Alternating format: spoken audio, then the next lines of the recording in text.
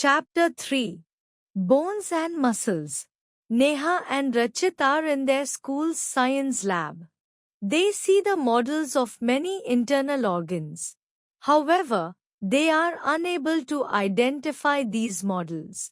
Look at the pictures of the internal organs carefully. Then help Neha and Rachit to identify and name them in the blanks given below the pictures. You can take the help of the clues given below the pictures. This organ is in pair in the chest that we use for breathing. This is the organ inside our head that we use to make sense of things.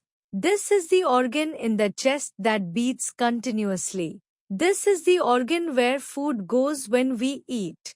Skeletal system. The skeletal system is a framework of bones that gives shape and support to our body. It protects the soft internal organs, such as the brain, heart, lungs and kidneys from getting injured. The bones of the skeletal system contain a soft and spongy tissue called the bone marrow. Red blood cells, RBCs, and white blood cells, WBCs, are produced here. The skeletal system along with the muscular system helps in the movement of different body parts. There are 206 bones in an adult's body. Parts of the skeleton. The skeleton is made up of many parts. Let's discuss the parts of skeleton. Skull. The skull protects the brain. It consists of base bones. The bones of the skull are of two kinds, cranial bones and facial bones. The 8 flat cranial bones join to form brain box. It protects and holds the brain. The facial bones, which are in front of the skull, form the framework of face. All the bones of the skull are fixed, except the lower jaw. The lower jaw is movable, which enables us to speak, eat, chew and drink. Teeth are embedded in both the upper and lower jaws. Backbone. The backbone is a chain of 33 small bones called vertebrae, singular vertebra, that runs in the middle of the back. The backbone is also called vertebral column. The backbone protects a thick cord of nerves called spinal cord. The vertebrae are like hollow beads through which spinal cord runs like a string. The backbone is joined to the skull, girdles and rib. It carries the weight of the body. It has 4 curves for balancing the body. The first bone of the backbone is called atlas and the last bone is called tailbone, as it has tapering end. Ribcage. 12 pairs of thin, curved bones called the ribs form a cage-like structure called a ribcage. The ribcage protects our heart, kidney and lungs. Each rib is attached to the thoracic part of the backbone. The first 7 pairs of ribs are attached directly with a long bone in the center of the chest, called breastbone or sternum. They are called true ribs. The next 3 pairs of ribs are attached to the ribs above them. They are called false ribs. The last 2 pairs of ribs are attached only to the backbone. They remain free in the front of the ribcage. Hence they are called floating ribs. The ribs move up and down when we breathe. Limbs. We have 2 pairs of limbs, forelimbs or arms and hind limbs or legs. We use our arms or forelimbs for grasping or picking things while we use our hind limbs or legs for moving from one place to another. Each arm and each leg has 30 bones which comprise various kinds of bones.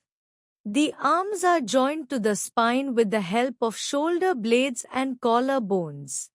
The upper arm is made of one long bone called the humerus while the lower arm is made of 2 long bones called the radius and ulna. The upper arm joins the lower arm at the elbow. The wrist, palm and fingers are made up of several small bones. All of these bones work together to help us push, pull, lift and hold things. The upper leg is made of a strong long bone called the femur or thigh bone, which is also the longest bone in our body. The lower leg is made of two long bones called the tibia and fibula. The upper leg joins the lower leg at the knee. Several small bones make up ankle and toes. All these bones together help us walk, stand and sit. Girdles. We have two pairs of girdles, pectoral girdle or shoulder girdle and pelvic girdle or hip girdle. The pectoral girdle provides connection between forelimbs with the skeleton. It provides attachment point for many muscles which allow the movement of shoulder and elbow joint. The pelvic girdle too serves several important functions in the body. The hind limbs attach to the pelvic girdle. It supports the weight of the body. It protects organs, such as urinary bladder and reproductive organs. It protects the developing baby in a pregnant woman. Movement of the different parts of our body cannot be carried out by bones alone. They need help from joints and muscles. Joints. In our body, two or more bones are connected at a structure is called a joint. The bones bend at the joints. Strong and flexible tissues called ligaments hold the bones together at joints. At the joints, the bones are also covered with another tissue called cartilage. The cartilage protects the bones from wear and tear that results from movement at the joints. There are two types of joints in our body: immovable joints and movable joints. Immovable joints. Joints between the bones of our skull, except the lower jaw, do not allow any movement because they are fibrous joints. They are made of tough, fibrous tissue that holds the bones tightly together. Such joints are known as fixed or immovable joints. Movable joints. Most joints present in our body allow free movement of bones. Such joints are known as movable joints. There are four main types of movable joints: hinge joint, ball and socket joint, pivot joint and gliding joint. Hinge joint. This kind of joint is similar to the hinges present in a door or a window as it allows only back and forth movement. Joints in the knees, elbows, fingers and toes are examples of hinge joint. Ball and socket joints. In this kind of joint, the ball-shaped end of one bone fits into the cup-shaped socket of the other. Such joints are very flexible and allow movement in many directions, including rotational movement. The shoulder and the hip joints are examples of ball and socket joints.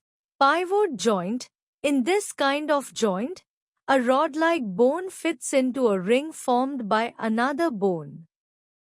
The pivot joint is present between the skull and the first two vertebrae of the backbone. It allows our head to move left, right, up and down. Gliding joints. In this kind of joint, the bones slide past each other. Gliding joints are present in ankles, wrists and the backbone.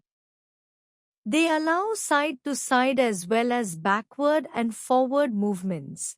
Muscular system. The muscular system is made up of muscles. Muscles are tissues that cover the bones. Muscles remain attached to each other and to bones with tissues called tendons. Muscles tighten and relax to cause bones to move. There are three main types of muscles in our body: voluntary muscles, involuntary muscles and cardiac muscles. Kinds of muscles. Voluntary muscles help you raise your hand, bend your leg, stand, walk, write, etc. at your own will. The muscles on which we have our control are called voluntary muscles. These muscles are connected with bones, hence they are also called skeletal muscles. Involuntary muscles line the internal walls of blood vessels and many other organs, like intestine and stomach. Can you control the stomach muscles involved in digestion? No, these muscles are not under our control. These muscles are called involuntary muscles. They appear smooth, hence they are also called smooth muscles. Cardiac muscles are only found in the heart. These muscles work continuously throughout our lifetime. They pump blood throughout the body. These muscles are not under our control. They are involuntary muscles. How do muscles work? Movement is brought about by muscles attached to the bones. Muscles always work in pairs. It means for any kind of movement, two muscles work. When one muscle contracts, the other relaxes. Let us see how the muscles of our arm work. When we bend or straighten our elbow, there are two types of muscles in our arms, biceps and triceps. The biceps are attached to the shoulder at one end and to a bone in the forearm at the other end. The same in the case of the triceps. When the bicep muscle contracts or tightens, the tricep muscle relaxes or stretches. This brings your forearm closer to your upper arm and the elbow bends. When the tricep muscle contracts and the biceps muscle relaxes, the arm straightens.